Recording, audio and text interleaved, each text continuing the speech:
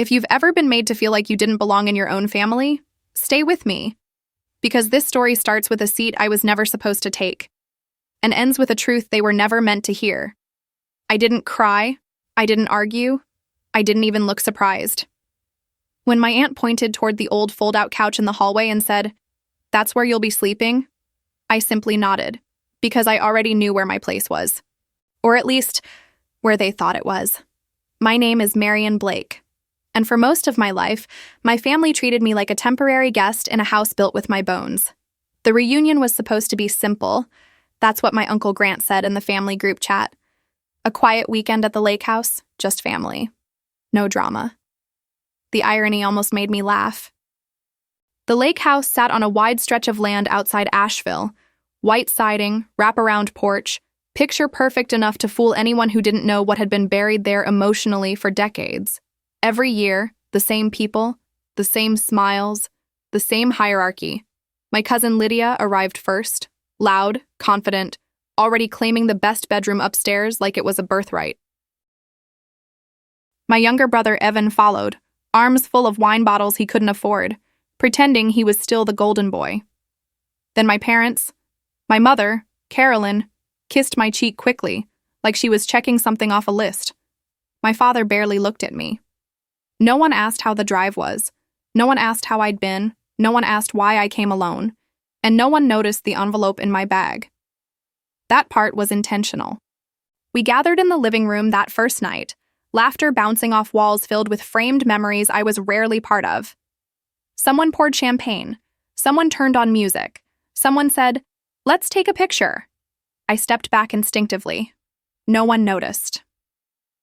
Later, when the room assignments were announced, the silence told me everything before the words did.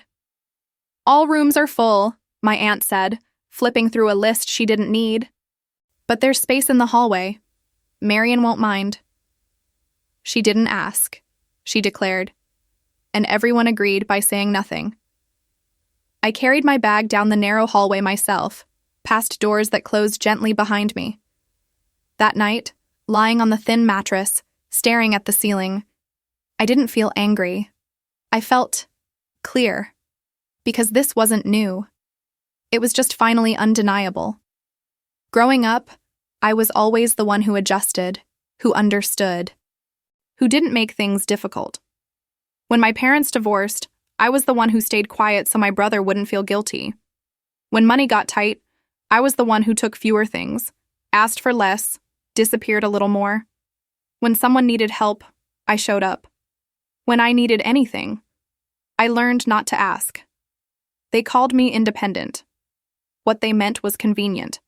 And for years, I believed that if I stayed useful, I'd stay loved. But usefulness has an expiration date. That expiration date arrived the morning after the reunion dinner. We sat around the long wooden table overlooking the lake, sunlight pouring in like nothing was wrong. Coffee cups clinked, plates passed, plans were made. And then Lydia laughed, not a warm laugh, a sharp one. "So," she said, stirring her coffee slowly, "Mom and Dad finally finished the paperwork." My mother looked pleased. My father cleared his throat. Evan leaned forward. I didn't yet. "The house," Lydia continued, smiling straight at me, "will be officially transferred to me by the end of the year." The table went quiet. Then she added, casually, like it didn't matter at all, "Marion, obviously, isn't getting anything." There it was. Not whispered, not softened, not hidden behind politeness, just announced, like a fact, like a verdict, like something everyone already agreed on. "It makes sense." My mother nodded, she said. "You don't really need it." Need it. As if this was about need. As if love had ever been distributed fairly here. I looked down at my coffee, still didn't speak, because what none of them knew, what none of them had ever bothered to ask, was that the only reason this house still existed was because of me. And the truth wasn't emotional. It was documented. And once spoken out loud, it would cost them everything they thought they owned. The laugh Lydia gave after she said it.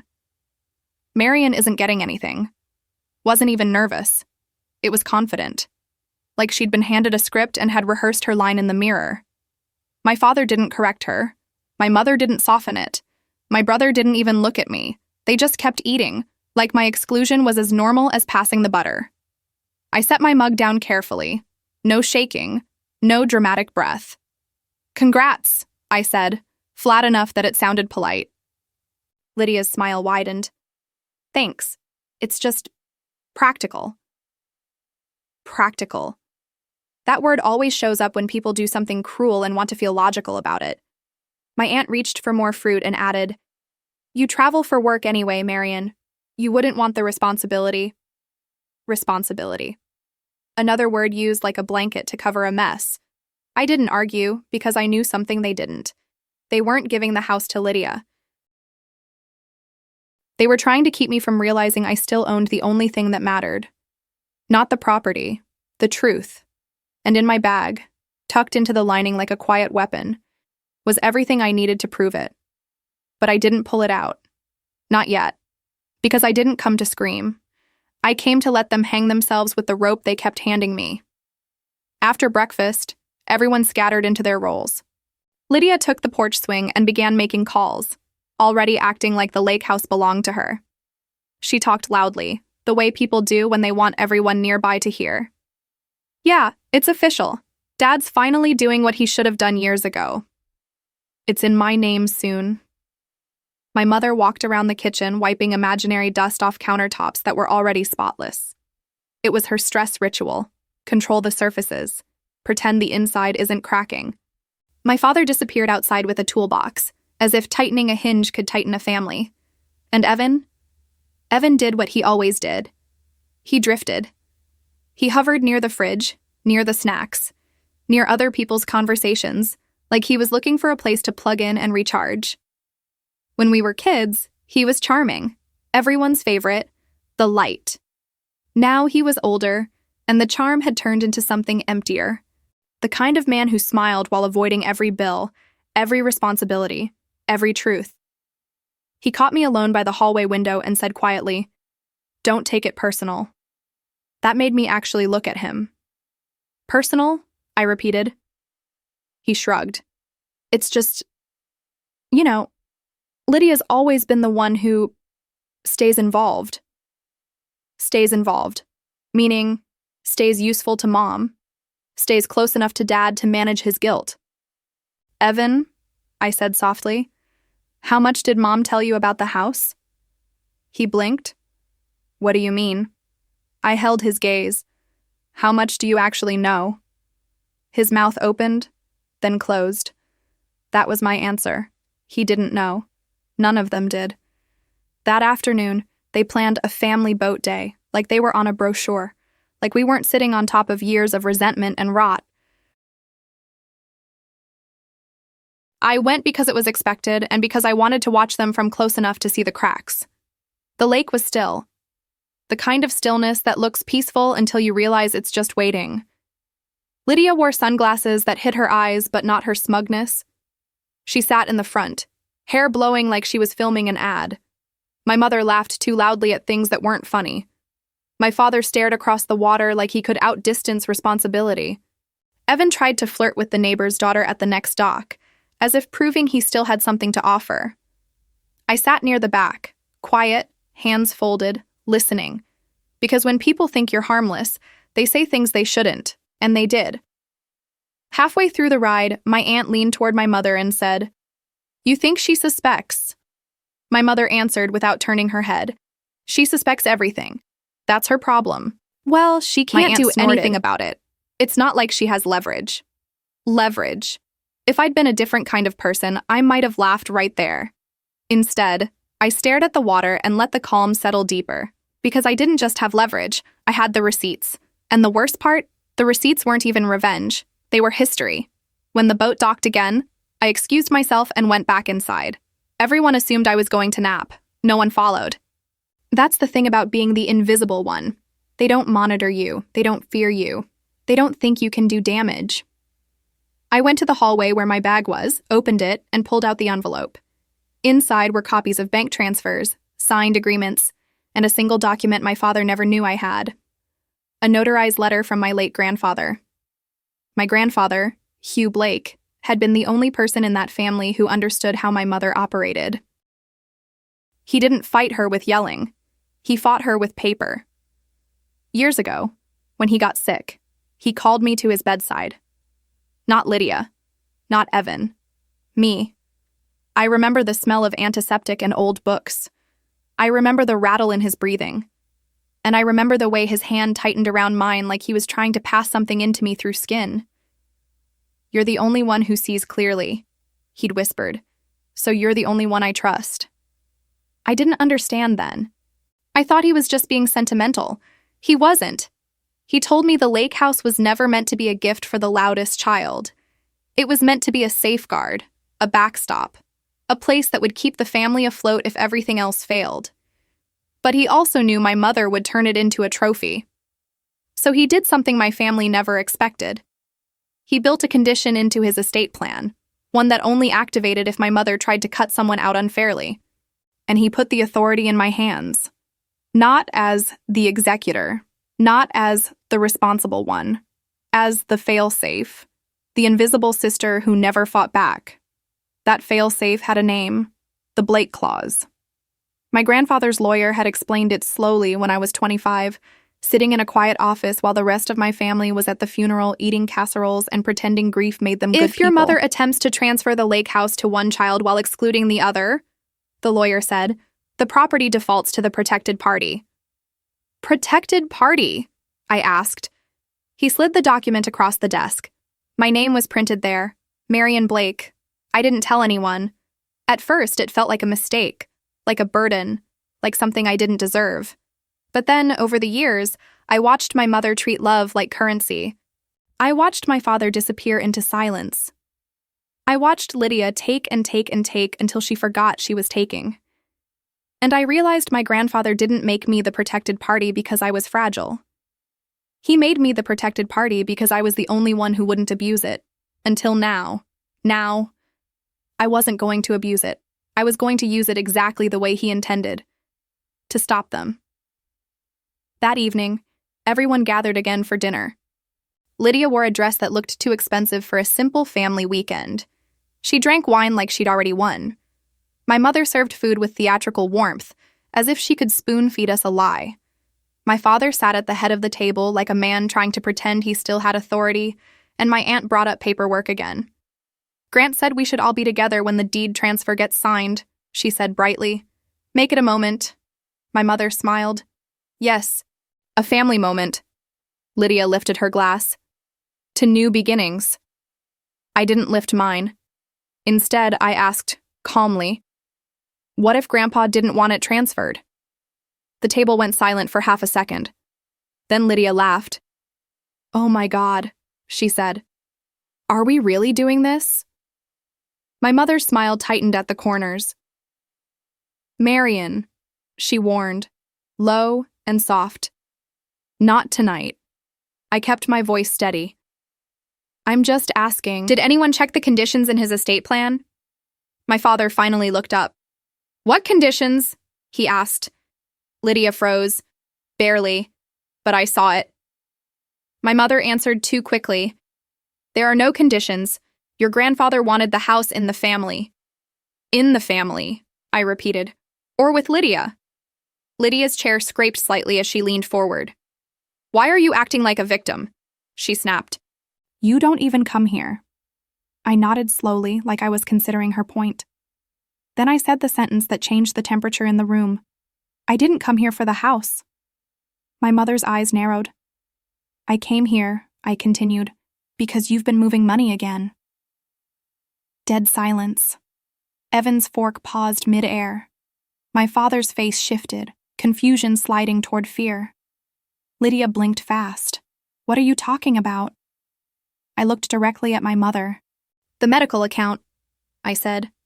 "Grandma's care fund, the one Grandpa set up." My mother's voice went brittle. "You have no right?" "I have every right," I cut in, still calm, "because I've been the one paying into it for years." Evan's head snapped toward me. "What?" My mother's mouth opened. Nothing came out. Lydia stared at me like I'd slapped her. "What do you mean you've been paying into it?" she hissed. Mom says a lot of things," I replied. My father's voice came out rough. "Marian, what are you saying?" I reached under the table, opened my bag, and placed the envelope down gently, like it was just paperwork, like it wasn't a grenade. "I'm saying," I told them, "you've all been living on my silence." And the room, my family's perfect little stage, started to tilt. Because this was the moment they realized I wasn't the background character anymore, and I wasn't done. My mother stood up so fast her chair tipped backward. "You are not doing this," she said, her voice sharp enough to cut glass. "You are not accusing me in my own sister's house." I didn't raise my voice. I didn't need to. "I'm not accusing you," I said. "I'm explaining why you're nervous." Lydia laughed, but it was thin now, brittle. "This is insane. You always do this, Marian. You come in quiet and then suddenly act like you're smarter than everyone." I met her eyes. "I don't act. I document." That was when my father finally reached for the envelope. His hands trembled as he opened it, flipping through the pages like he was afraid the paper might bite him. His face changed slowly, confusion, then recognition, then something dangerously close to shame. "What is this?" he whispered. "The transfer history," I said. "Every withdrawal, every redirection, every time money was moved from Grandma's care fund into temporary family expenses." My mother snapped. "That was for emergencies." "Yes," I replied. "Yours." Evan pushed his chair back, standing now. "You said there was enough. You said everything was covered." My mother turned on him. "Sit down." "No," he said, voice shaking. "No. I want to know why my sister is the one who's been covering this." Lydia shook her head violently. "You're twisting things. This doesn't even matter. The house is already being signed over." That's when I smiled. Not wide, not smug. Just enough. "The signing," I said, "is tomorrow morning." My aunt frowned. "Yes." "And the clause," I continued, "activates the moment you attempt to finalize the transfer." My father's breath hitched. "What clause?" I pulled out the final document and slid it across the table. "The Blake clause," I said. "Grandpa's." Silence dropped hard and heavy. Lydia snatched the paper and scanned it, her face draining of color. This can't be real," she stammered. "Mom?" My mother didn't answer. She couldn't, because she knew. She had always known. My grandfather hadn't trusted her. He'd told her as much. And instead of confronting it, she'd pretended it didn't exist, until she thought I was erased enough not to matter. Evan read over Lydia's shoulder. "It says, if one child is excluded without mutual consent," my father finished the sentence in a whisper, "the property defaults to the protected beneficiary." Everyone looked at me. For the first time in my life, every single one of them really looked at me. Lydia dropped the paper like it burned. "You planned this," she accused. "No," I said. "I survived it." My mother's voice cracked. "You would really do this to us?" I tilted my head. "You did it to yourselves." "I just stopped covering for you." The room erupted. Lydia shouting, my aunt crying, Evan pacing, my father sinking back into his chair like something had finally broken through his denial. "You're tearing this family apart," my mother cried. I shook my head. "No, I'm letting it show the cracks." The next morning, we drove together to the small law office in town. No one spoke. The lake looked peaceful through the windows, like it didn't care what it had witnessed.